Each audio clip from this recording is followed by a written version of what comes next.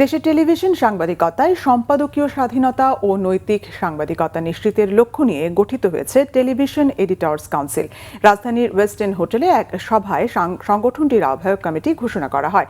সভায় সর্বসম্মতিক্রমে বাংলাভিশনের প্রধান সম্পাদক ও বার্তা প্রধান ডক্টর আব্দুল হাই সিদ্দিককে আহ্বায়ক এবং সময় টিভির সিইও সৈয়দ জুবায়ের আহমেদ বাবুকে সদস্য সচিব করে আহ্বায়ক কমিটি গঠন করা হয়। এছাড়া সদস্য হিসেবে আছেন ডিবিসি নিউজের সম্পাদক লোটন একরাম, ৭১ টিভির বার্তা প্রধান ও সিওও শফিক আহমেদ, বৈশাখী টেলিভিশনের বার্তা প্রধান জিয়াউল কবির সুমন, ইন্ডিপেন্ডেন্ট টেলিভিশনের প্রধান বার্তা সম্পাদক মোস্তফা আকমল, চ্যানেল 9-এর নির্বাহী সম্পাদক মোহাম্মদ ফরহাদুল ইসলাম ফরিদ, গাজী টিভির বার্তা প্রধান গাউসুল আজম বিপু এবং দেশ টিভির বার্তা প্রধান ও নির্বাহী কর্মকর্তা মহিউদ্দিন আহমেদ। সভায় দেশের 24টি টেলিভিশন সংবাদ মাধ্যমের সম্পাদকীয় নেতৃত্ব পর্যায়ের সাংবাদিকেরা অংশ নেন। সংগঠনের লক্ষ্য উদ্দেশ্য উপস্থাপনের পর সর্বসম্মতিক্রমে গঠন করা হয় টেলিভিশন এডিটর্স কাউন্সিল এর আহ্বায়ক কমিটি। সভায় বক্তারা বলেন, সংবাদপত্র খাতের মতো টেলিভিশন সাংবাদিকতার ক্ষেত্রেও সম্পাদকীয় নেতৃত্বের একটি শক্তিশালী ও দায়িত্বশীল প্ল্যাটফর্ম সময়ের দাবি।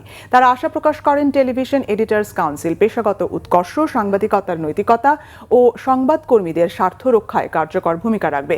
আহ্বায়ক কমিটি জানায়, শিগগিরই সংগঠনটির পূর্ণাঙ্গ কার্যক্রম, সদস্যপদ ও ভবিষ্যৎ কর্মপরিকল্পনাও চূড়ান্ত করা হবে।